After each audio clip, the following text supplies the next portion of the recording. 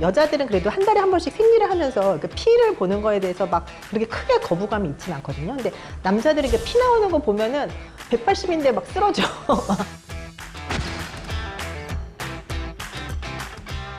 나는 너랑 애기 낳고 네가 애 낳고 나니까 뭐 질이 헐겁고 그래서 나는 너랑 자고 싶지가 않다.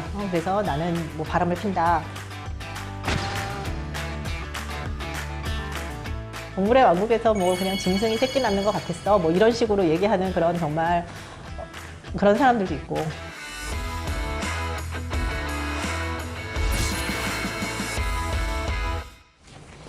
PD님은 애기 낳는 거 보셨어요? 감동적이었어요? 저는 정신이 없어. 대부분 그래요. 남편들 보면은 되게 이렇게 얼빠져 있어요. 뭘 쳐다봐! 다음은 네가 나?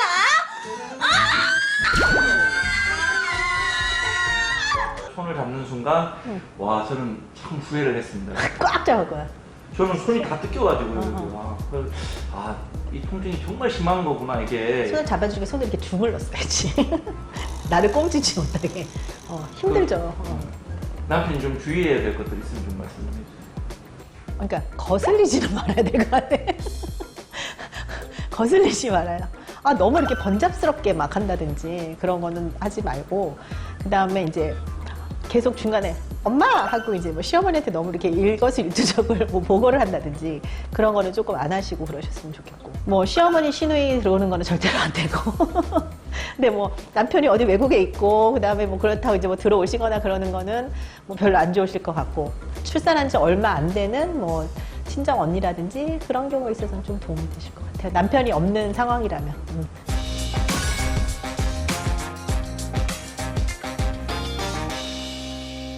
둘째 같은 경우는 큰애를 가족분만실에 데리고 오시는 경우들도 있어요. 그런데 제가 보기에는 아이들은 엄마가 아픈 걸 보면 되게 놀래거든요. 그게 되게 이제 큰 충격이에요. 큰 충격이고, 그래서 초기에는 조금 잠깐 보여주는 건 좋은데 좀 이렇게 많이 아플 때까지 같이 있는 거는 좀 다를 수는 있어요. 그러니까 어떤 데는 이제 분만하는 과정 보면은 아빠도 있고 큰아이도 있고 이제 엄마 있고 그다음에 이제 둘째 낳고 하는 그런 과정들이 있는데, 그게 둘째를 되게 스무스하게 낳는 경우가 많기 때문에 첫째 때처럼 많이 힘들진 않고 둘째는 좀 쉽사리 나오거든요. 그래서 그렇게 해피하게 되는 경우도 있지만, 뭐 둘째도 난산이 있을 수 있고 둘째도 안 좋을 수도 있고 둘째도 뭐 터울이 많이 지면 엄마가 많이 힘들어 하실 수도 있거든요. 그래서 그렇게 아이 데리고 들어오는 거는 좀 엄마가 너무 많이 아프기 전에만 잠깐 보여주는 그런 정도는 괜찮을 것 같고요.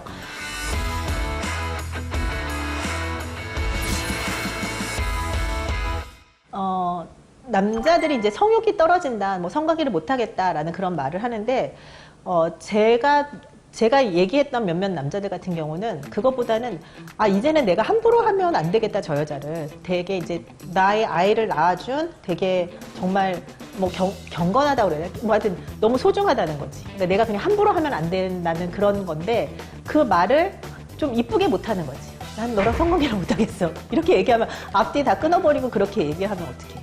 그러니까 그런 데서 좀 이제 여자분들이 뭐 상처받고 뭐 그렇게 하는 게 있고요.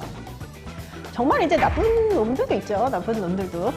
동물의 왕국에서 뭐 그냥 짐승이 새끼 낳는 것 같았어. 뭐 이런 식으로 얘기하는 그런 정말 그런 사람들도 있고. 나는 너랑 애기 낳고 네가 애 낳고 나니까 뭐 질이 헐겁고 그래서 나는 너랑 자고 싶지가 않다. 그래서 나는 뭐 바람을 핀다. 그래서 이혼을 한다. 뭐 하는 그런 놈들도 있죠. 야, 이 새끼 내 족곱대기를 확 까갖고 씨발놈 화전을 붙여먹을까? 근데 그거는 뭐 그래서 그런 게 아니라, 출산 과정을 보고 뭐 그래서 그런 게 아니라 원래 그런 사람인 거고, 그다음에 내가 뭐 그렇다 하는 얘기를 사실 와이프한테 직접적으로 하는 그 말을 하는 것도 되게 좀 나쁜 것 같아요. 그러니까 자기 속으로는 그런 얘기 할 수 있어요.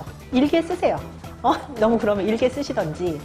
그다음에 경우에 따라서는 이제 뭐 직장에서 후배가, 그 후배도 이제 곧 애기 아빠가 될 사람이 이제 그런 고민을 얘기를 해준다면, 물어본다면, 누가 물어보면 나는 약간 이런 감정이었다, 뭐 그렇게 얘기를 할 수는 있겠지만, 이제 와이프한테 대놓고 얘기를 한다든지 하는 거는 그냥 인성이 별로 안 좋으신 분인 걸로 그렇게 봐야 되지 않을까, 그런 생각이 듭니다.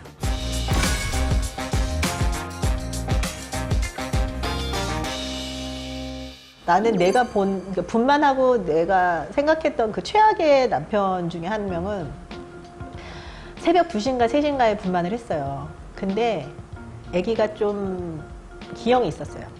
기형이 있는데 어차피 그거는 다음 날 아침에 와가지고 소아과 선생님 다시 한번 보셔야 되는 거예요.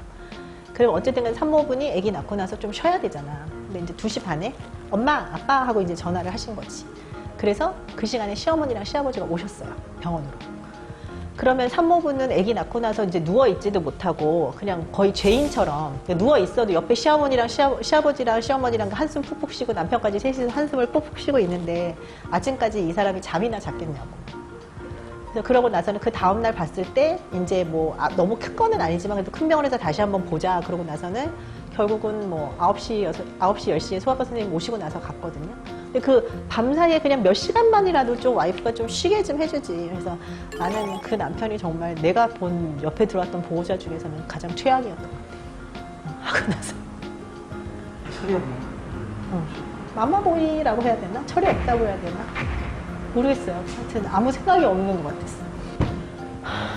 이게 처음이니까. 처음이니까. 처음이니까. 얘를 너무 부인 생각은 부인 생각을 하나도 안 하는 거죠. 아이, 그러니까 부인은 빠져 있고 자기하고 그 자식에 대한 생각만 너무. 뭐 그렇게 생각을 하는 거니까 그런 거는 조금 그런 게 좀 아쉬웠던 것 같아요.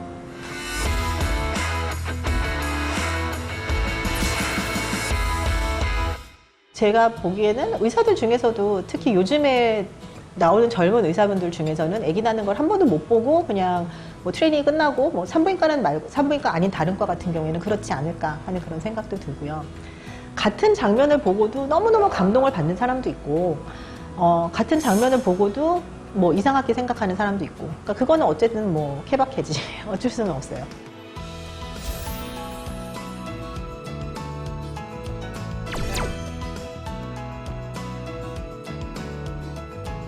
대개는 무슨 어떻게 그러니까 다리 주물러주고 뭐 예를 들어서 허리가 되게 많이 아프니까 그쪽 있는데 주물러주고 뭐 그렇게 하는 거 마사지 같은 거 대개는 이제 뭐 병원에서 조금 이완시켜주는 뭐 아로마 오일이라든지 그래서 이제 이런 식으로 여기를 마사지를 하면 좀 통증이 없어진다 하는 그런 뭐 포인트들이 있거든요. 그러니까 그런 데를 조금 집중적으로 해주시고 뭐 산모분이 어쨌든 그 전에 좋아하시던 게 있을 거예요. 뭐 음악이라든지 뭐 그럴 수도 있는 거고 뭐 그런 거를 조금 하시는 게 좋고.